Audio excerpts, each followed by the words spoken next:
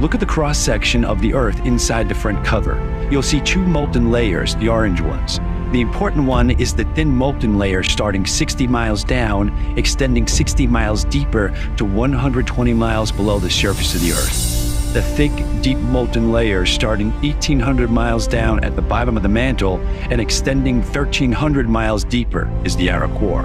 Seismology has proven these two orange layers to be molten, and they are white hot, over 2,500 degrees Fahrenheit. Inside the Earth, the electrical and magnetic structure of the interior makes the layers act as if they were near solid. As long as the magnetic and electrical structure of the Earth maintains its orderliness, it keeps rotating on axis in a normal manner.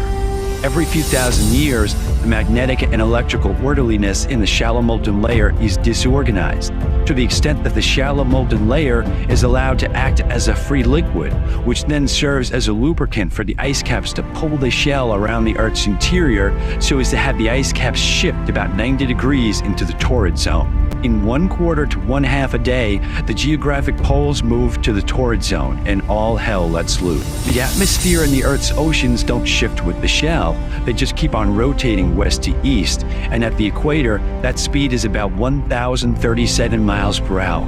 So while the shell shifts with the poles going to the equator, the winds and oceans continue eastward, blowing and flooding across the Earth at supersonic speeds, inundating continents with water miles deep, destroying everything with which man has ever dealt, including himself. That's a summary of the process. With a rumble so low as to be inaudible, then fueling into a thundering roar, the earthquake starts.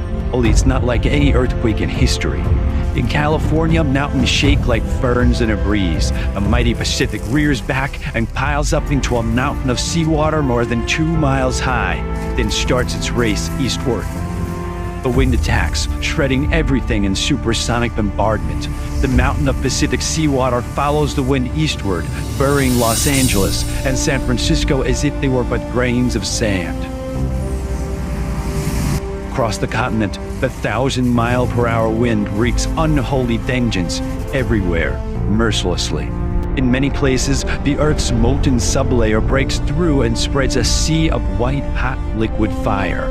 In a fraction of a day, all vestiges of civilization are gone, and the great cities, Los Angeles, San Francisco, Chicago, Dallas, New York, Boston, are nothing but legends. Barely a stone is left where millions walked just a few hours ago.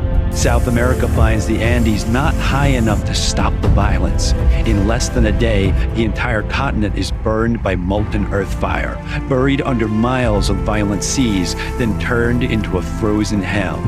Everything freezes: man, beast, plant, and mud in less than 4 hours. Europe cannot escape. The Alps, Pyrenees, Urals are shrunken, then heaved even higher when the wall of seawater strikes.